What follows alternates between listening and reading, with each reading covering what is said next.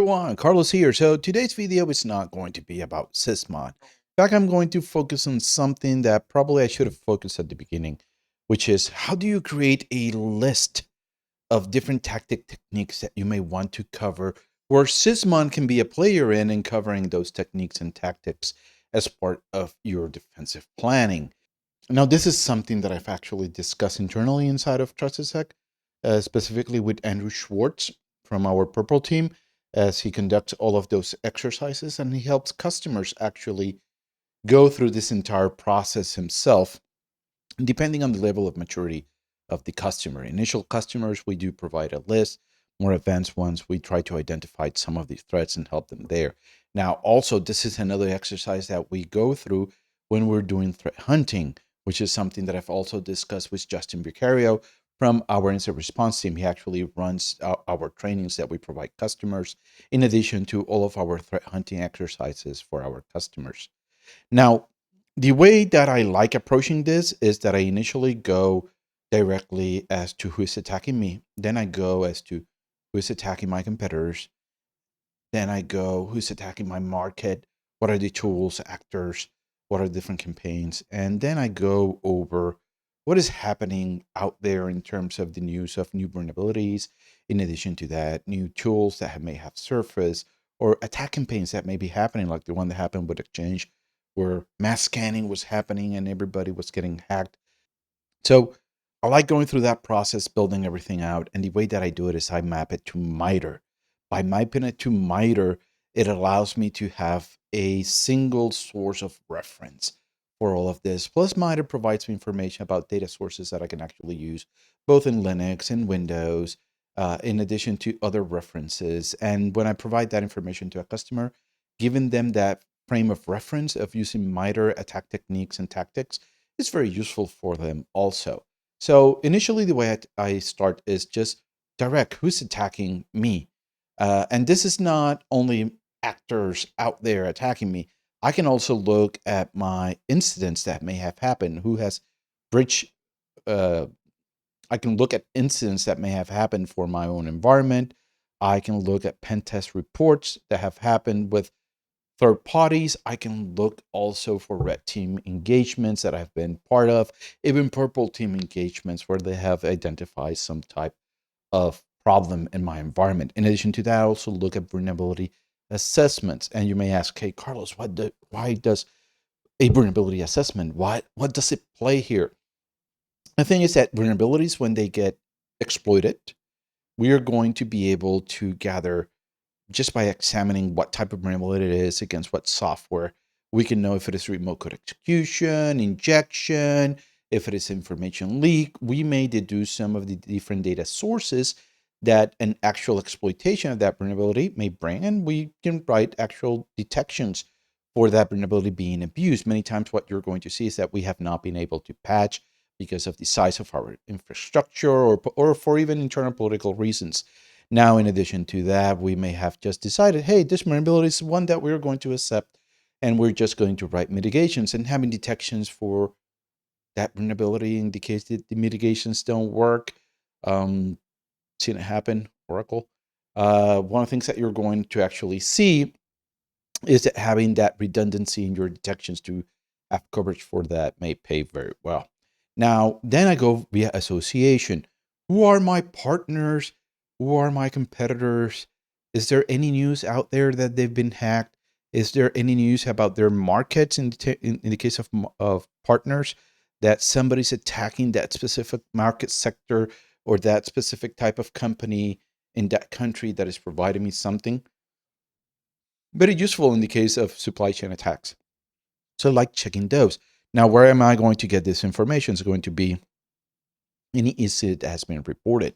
In fact, public companies are required to inform about stuff that has happened to them in their trimesters when they put out their earnings and information like that. So that is information that if we want, we can actually obtain. Hey, we can even ask them, hey, have you been attacked by who? Can you provide some of that information? It's part of our process as we're looking at risks. And hey, who knows, they might share some of that. In addition to that, we can look at open source threat intelligence resources that may provide some information on that to us that we can actually leverage. Now from association, now I'm going to move to the market, because there are going to be actors that are actually going to be targeting my specific sector and my specific country.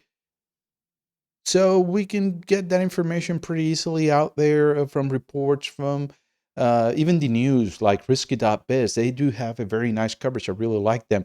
The Trusted Set podcast is another one when you can hear some of the news, and we will actually cover, hey, this sector is currently being attacked and it's being attacked by this actor. And then our guys will chip in with commentary about it and provide some additional context.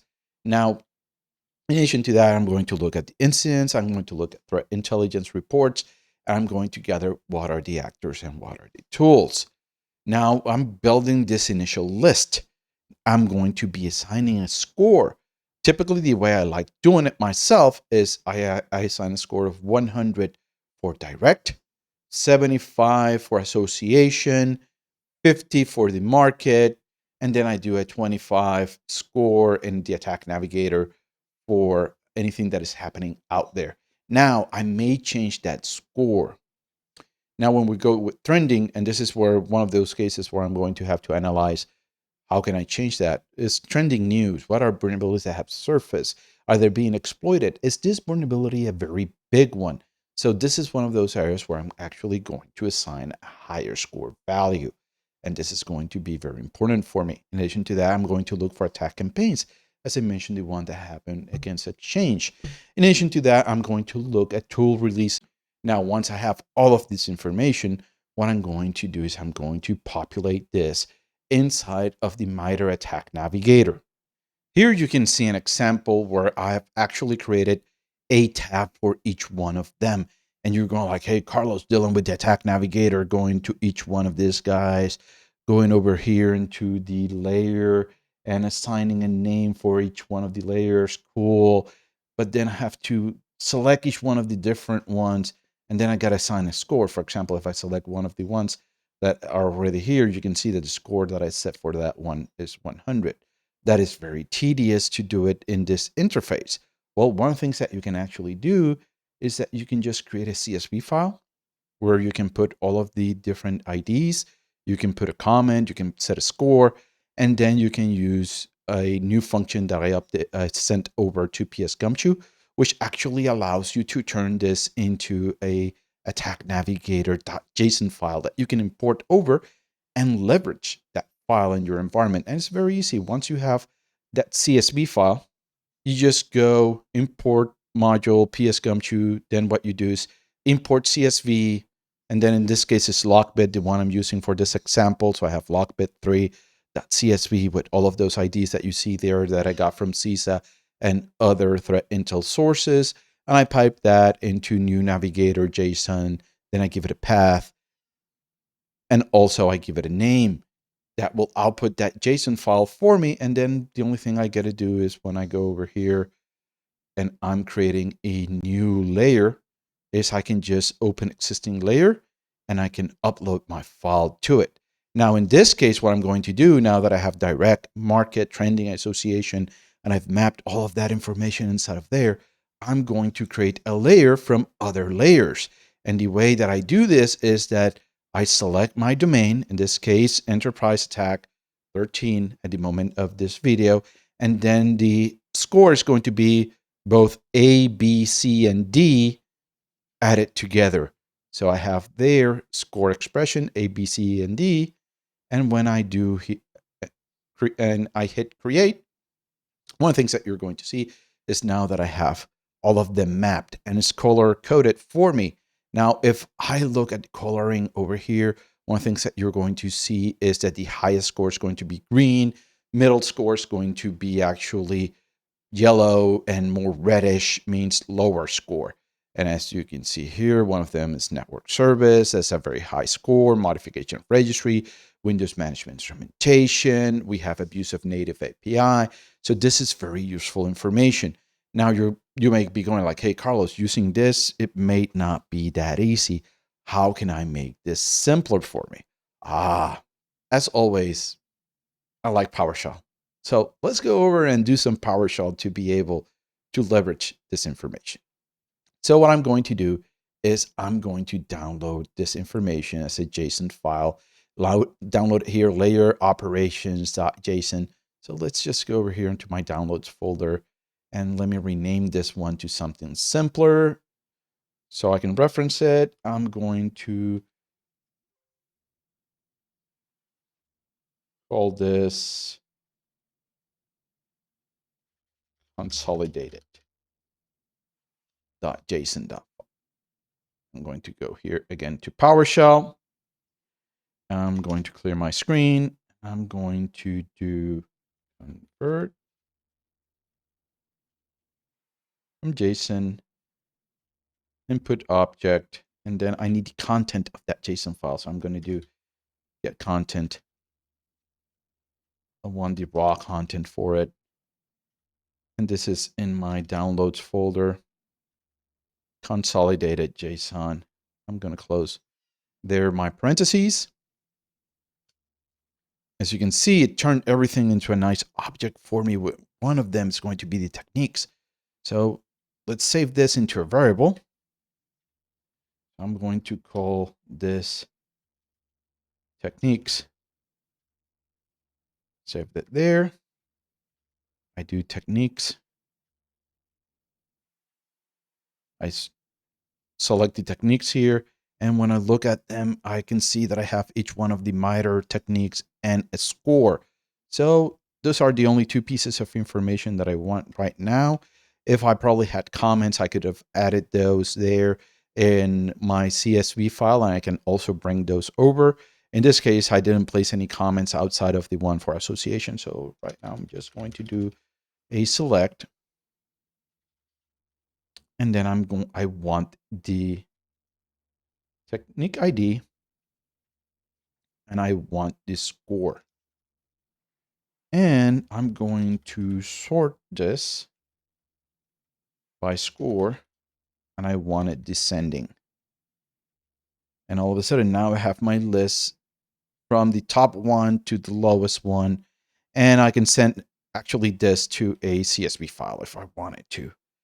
So I can just go here and convert to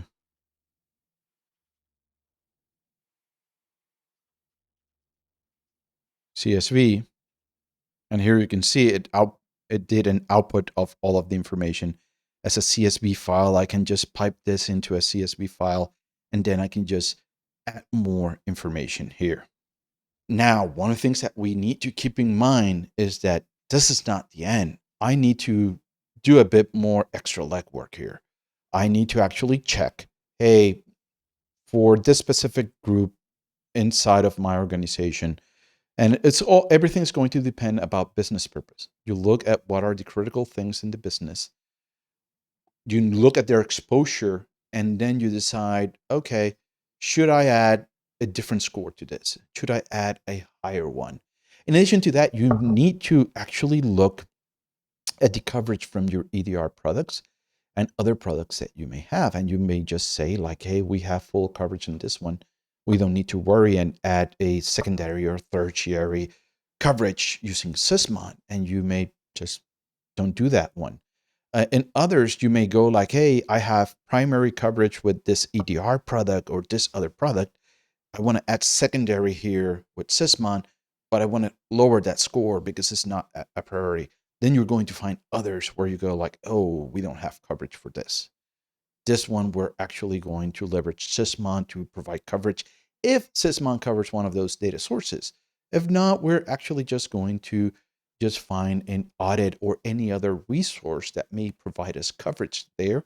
Let's say it could be a rule inside of our EDR. EDRs actually have quite a lot of capabilities in terms of the different data that they can actually give you so you can write rules inside of them. They're super flexible. CrowdStrike, Microsoft Endpoint Defender, Cyber Reason. There's a ton of them that actually provides this type of capability.